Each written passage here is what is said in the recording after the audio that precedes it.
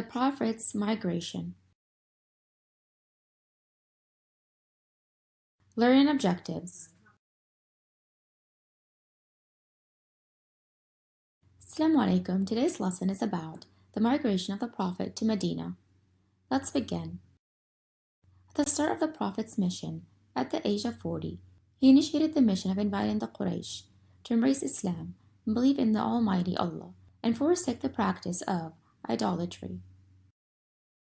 However, his efforts were met with constant rejection and denial, promoting him to extend his invitation to individuals residing in nearby towns and villages, urging them to embrace the belief in Allah Almighty. Despite facing denial, harm, beatings, and curses, he remained resilient and refused to lose hope.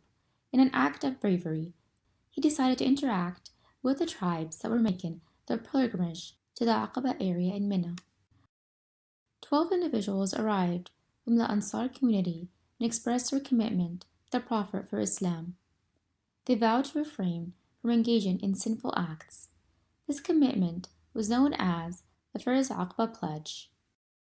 The honorable companion, Mus'ab bin Umair, was appointed by the Messenger to educate them about their faith, making him the first ambassador of Islam. During the Hajj season, a total of 73 men and 2 women from the Ansar group arrived and made a commitment to support Islam and protect the Messenger of Allah. This commitment is known as the Second Aqaba Pledge. Yathrib, also known as Medina, derived its name from the Prophet's migration. It holds great significance for Muslims as a sacred location, and it is recognized as the second of the 2 holy mosques. After Quraysh found out about the second agreement made at Aqaba, they became aware that the Prophet Muhammad had started to seek alliance from the people of nearby towns. The leaders of Quraysh became angry, causing their desire for retaliation to intensify.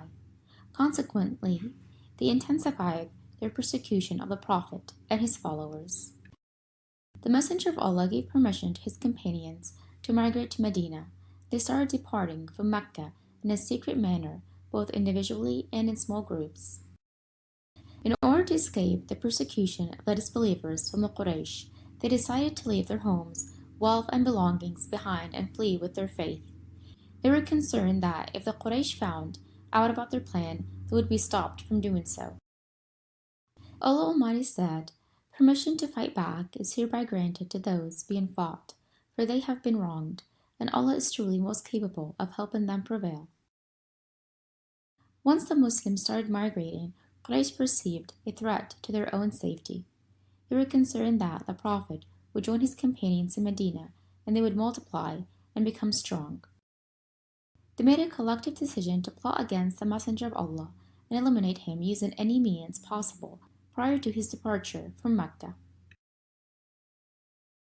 Allah Almighty said, "And remember, O Prophet, when the disbelievers conspired to capture, kill, or exile you, they planned, but Allah also planned, and Allah is the best of planners." The leaders of Quraysh convened at Dar al-Nadwa to put a plan to kill the Prophet before he migrates. The plan was to dispatch a youth from each of the tribes of Quraysh with the intent to assassinate him. Their motive was to divide his blood among the tribes, preventing the Banu Hashmi from asserting any claim from one single tribe. He informed Abu Bakr as-Siddiq that Allah Almighty had given him permission to relocate to Medina and that he would accompany him in the journey of migration. Abu Bakr as-Siddiq was filled with joy to be able to accompany the Messenger of Allah. He was a loyal companion, the first among them to have faith in and believe the Messenger of Allah. The Prophet enlisted the services of a skilled individual to handle the routes that led to Medina. This person's name was Abdullah bin Arqata. The appointment of Abdullah bin Arqata suggests the importance of considering the real-life factors while still placing trust in Allah Almighty. Upon receiving news of the migration date, a group of youthful individuals from Quraysh assembled outside the residence of the Prophet, eagerly awaiting his exit from the house with the intentions to kill him. Ali bin Abi Talib was with him at home, so Allah Almighty revealed to the Messenger the plan of Quraysh and exposed them. The Messenger of Allah asked Ali to sleep in his bed so that the disbelievers of Quraysh would think that he had not left his house. After the Hijrah, he was also requested to remain in Mecca for a few days. This was to ensure the safe return of valuable items entrusted by the messenger to their rightful owners. This demonstrates the Prophet's trustworthiness, as he was known as As-Siddiq al-Amin.